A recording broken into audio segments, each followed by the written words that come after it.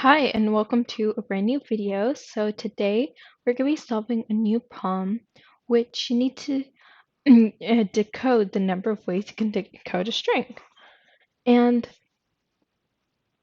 for example, here you have 1, 2, and each number stands for a specific letter. So for example, 1 stands for A, up to 26 stands for Z. So if we were to decode this, we could either do 1, so this would be A, and 2, which would be B, so this could be A, B, or this could be the 12th letter, so that's L.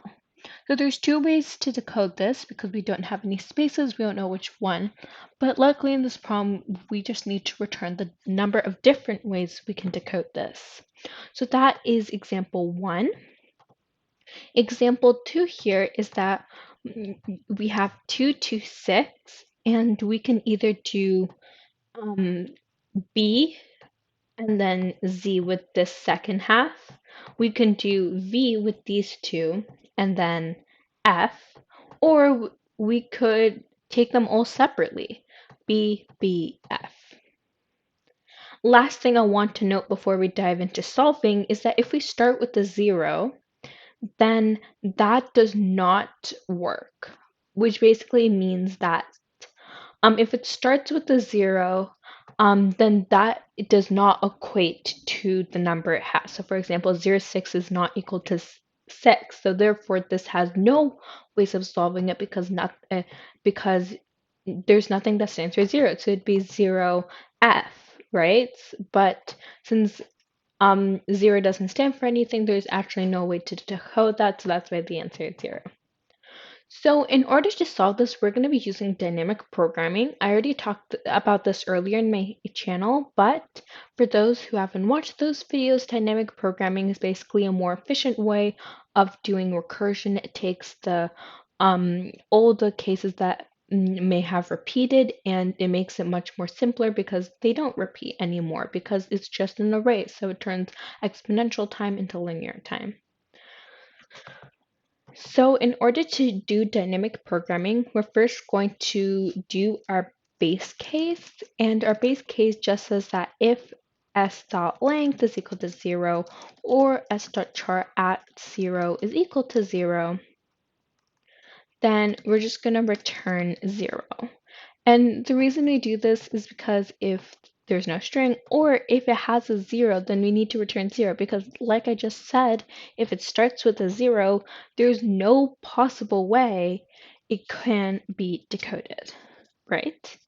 But we could have something like 10 and 20, which in that case, the 0 can be decoded in that example. But if it starts with a 0, then it can't be decoded. The next is to declare variables. So I'm just going to say n is equal to s.length just because it's much easier to refer to n. And we're going to create an array for our dynamic programming. So it's going to be n plus 1, and we're going to set dp of n to 1. And the reason is because we're setting the very first thing to 1 because we're assuming that the entire string has one possibility at this moment. So and then we also want to do if if s dot char at n minus 1 dot not equals to 0, then we want dp of n minus 1 to also be 1. Because if it's 0, then it won't be then we don't know whether or not it is connected to a letter, right? We don't know whether it's 20 or whether it's just 0, because it could be like 30, and that does not equate to something. So that's why we're just saying that if it's not equal to 0, then you can also make it 1. Otherwise, make it 0, because if it is 20, then we'll consider that with the 2 instead of with the 0. So this DP is basically kind of like the beginning of the Fibonacci sequence, where you set the first two to 1, and then the other ones are based off those two values. And then we can go iterate through the array. So I'm actually going to do it backwards just because it is a lot easier. Perfect. And right now we have two cases. Either it is a single digit or it is a double digit. If it's a single digit, that means if s.char at I is not equal to 0, that means that dp of I is equal to dp of I minus I plus 1.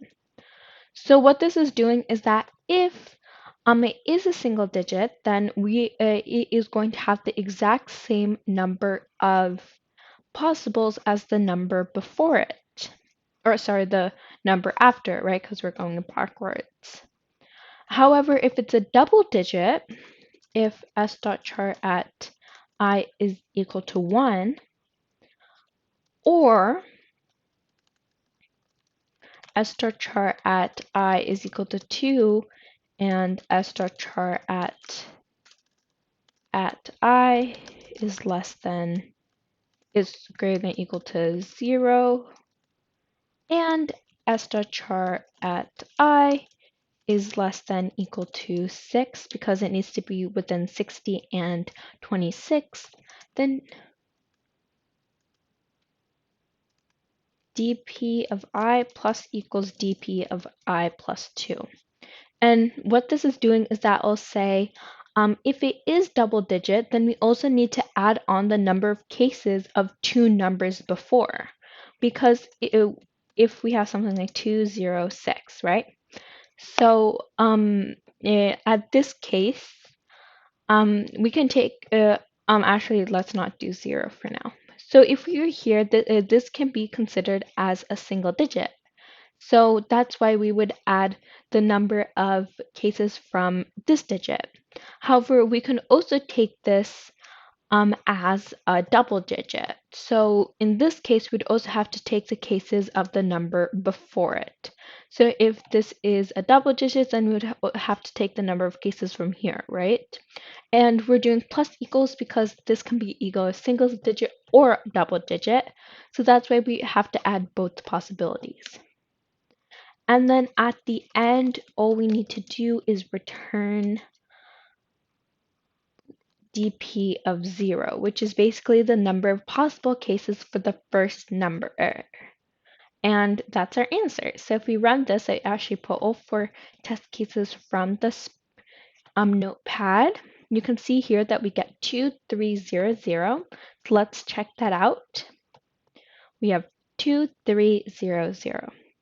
So just as a quick recap, we use dynamic programming in order to determine whether it is a single digit. So if it is, we'll take the number 1 after, and if it's a double digit, we'll take the numbers 2 after it. And we use this dynamic programming approach in order to calculate all the different possible ways to decode the string. So I hope this was helpful, and see you in the next video.